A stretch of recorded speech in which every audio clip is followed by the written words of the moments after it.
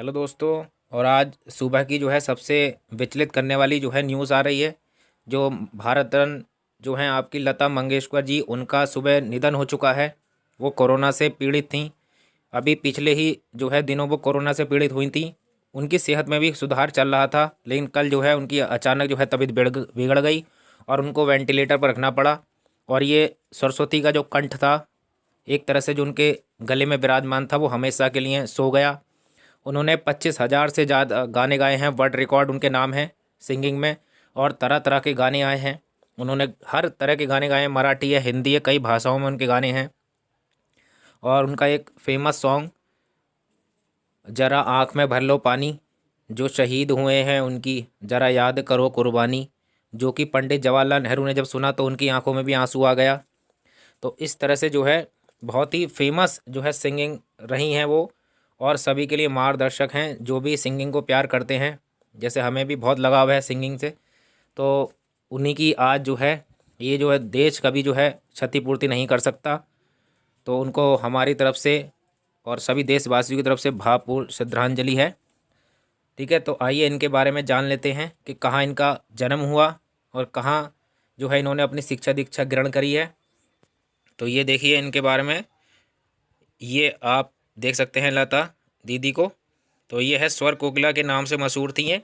और जानी मानी गायिका, ऐसा है कौन नहीं जानता संगीत की दुनिया में, हर कोई इनको भगवान मानता है। उनका आज सवेरे निधन हो चुका है। तो ये इसी साल जो है जनवरी महीने में जो है कोविड से संक्रमित हो गई थी।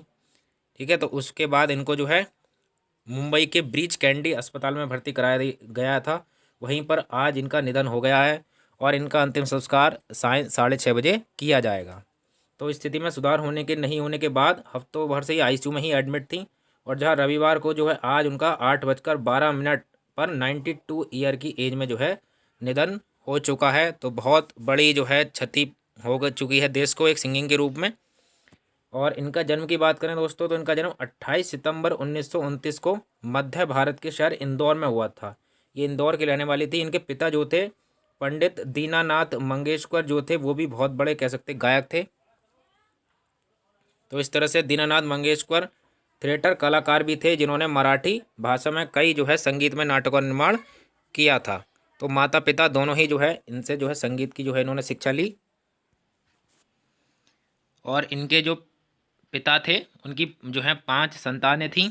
और लता जो थी वो उनमें सबसे बड़ी थी। 5 संतानों सबसे बड़ी जो है थी। जो अ, बाद में जो है लता के छोटे भाई बहनों ने भी उनका अनुसरण करते हुए संगीत की दुनिया में कदम रखा और आगे चलकर भारत के मशहूर गायक बने हैं वो। तो काफ़ी जो है फेमस रह सकती हैं, पर्सनैलिटी रही हैं आज तक की ये। और इन्होंने लता मंगेशकर जी ने जो है 8 मराठी और हिंदी फिल्मों में अभिनय भी किया। क्योंकि जब इनके पिता, इनकी स्थिति ऐसी थी शुरू में, जो इनका अभिनय, जब पिताजी इनकी डेथ हो गई तो घर पर काफ़ी जो है संकट आ गया। तो मजबूरी में ने जो है अभिनय का रास्ता जो है अपनाना पड़ा। मात्र 13 साल की अवस्था में जो है इनके पिताजी जी की डेथ हो गई थी। ठीक है, तो उससे जो है सबसे पहले जो है अगर इन्होंने जो है फिर अपनी जो है उसमें काम किया एक्टिंग में, लेकिन उसमें ज़्यादा ये इनको अच्छा लगता नहीं था। तो उसके बाद में इन्होंने जो है 1943 में एक फिल्म आई, मराठी फिल्म, जिसका नाम था गज भाऊ। तो गज भाऊ में उन्होंने कुछ लाइन और कुछ शब्द गाए थे। और यही कह सकते हैं कि उनका पहला जो है सॉन्ग था। और उसके बाद आते आते जो है लता मंगेशकर जो है एक्टिंग भी करने लगी और 200 रुपये उस टाइम पर करीब जो है महीने भर में कमाने लगी थी। और 1947 के बाद ही जो है इन्होंने एक जो मशहूर फिल्म थी उसमें गाना गाया और वहाँ से जो है ये हिट हुई। और उन्होंने जो है एक बार इंटरव्यू दिया था, ठीक है, नरसीन मुन्नी कबीर जी को। तो उसमें अपने इंटरव्यू में उन्होंने कहा है कि फिल्मी के बारे में बताया है कि मुझे अभिनय करना कभी पसंद नहीं आया। वो मेकअप करना, लाइटें, लोगों को आप निर्देश देते हैं, ऑर्डर देते हैं कि डायलॉग बोलो और सब करो, तो मतलब कुल मिलाकर इन्हें एक्टिंग जो है अच्छी नहीं लगती थी। उसमें आप अपने आप को ये ऐसा है जो है महसूस करती थी। तो इसी तरह से एक बार ये घटना हो गई कि एक बार जो है जो निर्देशक था, डायरेक्टर, उन्होंने जो है इनको कहा कि भाई तुम्हारी भुआएं बहुत मोटी हैं, तो अपनी जो है आप भुआएं पतली कराएं। तो उस टाइम इनको झटका लगा उससे, लेकिन जो है बात उनको बाद में माननी पड़ गई मजबूरी में। तो इसी तरह से जो है अपने जो है लता मंगेशकर ने बीबीसी को एक इंटरव्यू दिया है। अपने बचपन को याद करते हुए बताया कि उनका परिवार जो है शास्त्रीय संगीत से गहराई से जुड़ा हुआ था और उनके घर में फिल्मी संगीत को पसंद नहीं किया जाता था। लेकिन शास्त्रीय जो है गायन उनको शुरू से ही मिला। तो इस तरह से उनकी आवाज़ शुरू से ही एक तो अच्छी थी, ऊपर से परिवार भी ऐसा मिला। तो उसको जो है काफ़ी जो है बढ़ोतरी हो गई उनके संगीत में। उस टाइम जो है सोने पर सुहागा हो गया, लेकिन ये फिल्मी गाने भी सुनती थी और जो है उनको गाया करती थी, गुनगुनाया करती थी। ठीक है, तो ये कह रही हैं कि इनको लता मंगेशकर कभी भी औपचारिक शिक्षा दीक्षा नहीं मिली। एक नौकरानी ने लता को मराठी अक्षरों का बोध कराया था। ठीक है, और वहीं से एक स्थानीय पुरोहित ने उन्हें संस्कृत की शिक्षा दी। घर आने वाले रिश्तेदारों और अध्यापकों ने दूसरे विषय को पढ़ाया। तो इस तरह से जो है उनको शिक्षा मिली अलग अलग भाषाओं की। आगे बढ़ते हैं। अब बीच में जो है जब इनको मुंबई आ गई तो ये आना जाना लगा रहा। फिर बाद में जो है इनका परिवार इंदौर से पूना आ गया, क्योंकि महाराष्ट्र में जो है सांगली में स्थित उनका जो पुश्तैनी घर जो हुआ कर्ज के लिए नीलाम कर दिया गया। तो जब मुंबई वाला जो है घर उनका कर्ज में दब गया तो उसके बाद में जो है इन्हें इंदौर जो है आना पड़ा। और अपने पिता की मौत के बाद उस टाइम जो है ये मुंबई, जिसको अब मुंबई कहा जाता है, पहले बम्बई कहा जाता था, वहाँ पर आ गई और वहीं से जो है इन्होंने कठिन संघर्ष किया और आज इस मुकाम पे हैं कि वो जो है कह सकते हैं देवता देवी मानी जाती हैं पूरी सिंगिंग की दुनिया की। और इनकी शौक की बात करें तो इनको जो शौक थे वो आपका कारों का, कुत्तों का, क्रिकेट का जो है शौक था। लता जो मंगेशकर दुनिया की जो है महीन जो मशहूर संगीतकार हैं, जैसे कि मोजार्ट हैं, बिथोवन हैं और आपके शेपिन हैं, नेट किंग कोल हैं, बीटल्स हैं, बारबारा स्ट्रीसैंड हैं और हैरी बेलाफोंट के गाने को सुनना जो है ये पसंद करती थी अगर इंग्लिश की बात की जाए। और इनके बारे में एक और है कि एक बार वो जर्मन मूल की अमेरिकी अभिनेत्री मार्लिन डिट्रिक को स्टेज पर अभिनय करते हुए देखने के लिए विदेश तक गई थीं।